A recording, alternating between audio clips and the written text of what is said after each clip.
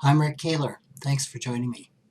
I often say that understanding money and how it works is a 21st century survival skill. Now, this isn't really an exaggeration at all. What you don't know about money, as well as what you think you don't know about money, has the potential to literally kill you and those you love. Let's explore that.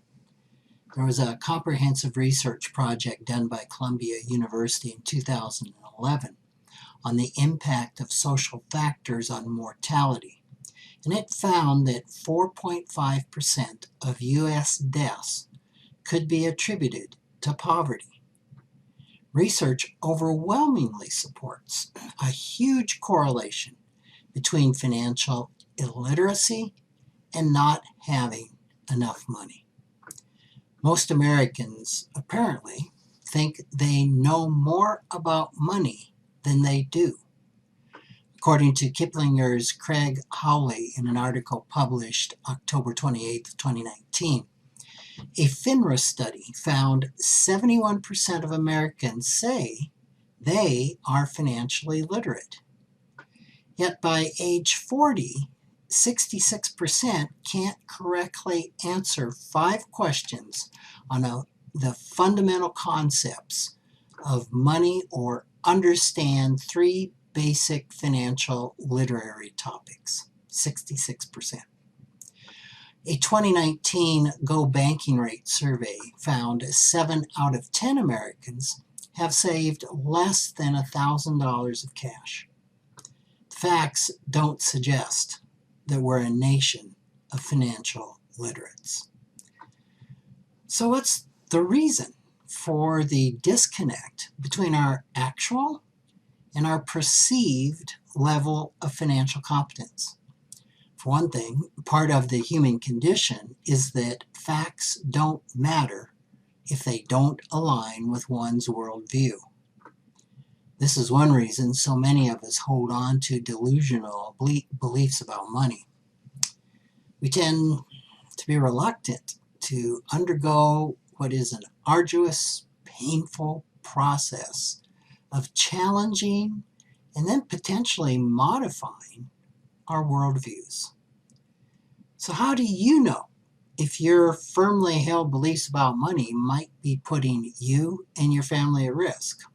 How can you tell whether you're part of the 71% of Americans who think they're financially literate but are not?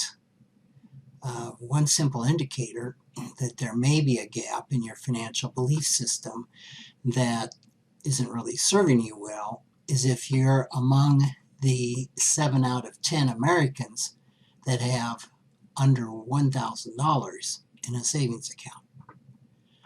Other red flags include accumulating credit card debt for everyday expenses, chronic anxiety about money, or just feeling ashamed of your financial situation.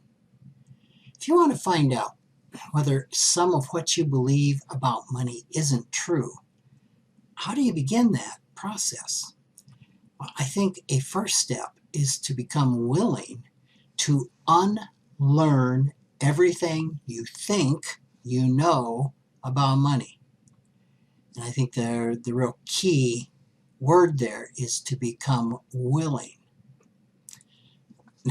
Because, this is far easier said than done. It's hard to become open and willing to examine long-held core beliefs.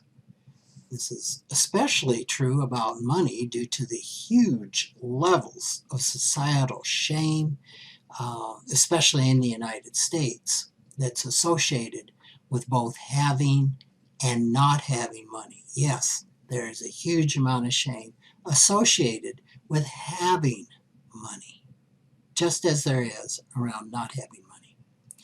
So shifting your core beliefs may be easier to consider when you understand that many of them come from childhood. Chances are they served you well at one time. As your life has changed, you may still subconsciously hold on to the beliefs that you had in your childhood without even realizing that they're optional and that they no longer may be useful. There's a poem from Robert Bly's 2013 book, Stealing Sugar from the Castle, which sums all of this up pretty well. You know, I'm not one that quotes poems very much, so I found this one especially pertinent. The title is One Source of Bad Information. There's a boy in you, about 3, who hasn't learned a thing for 30,000 years. Sometimes it's a girl. This child had to make up its mind how to save you from death. He said things like, stay home, avoid elevators, eat only elk. You live with this child, but you don't know it. You're in the office, yes, but live with this boy at night. He's uninformed, but he does want to save your life. And he has. Because of this boy, you survived a lot. He's got 6 big ideas. 5 don't work. Right now, he's repeating them to you. Thanks for listening.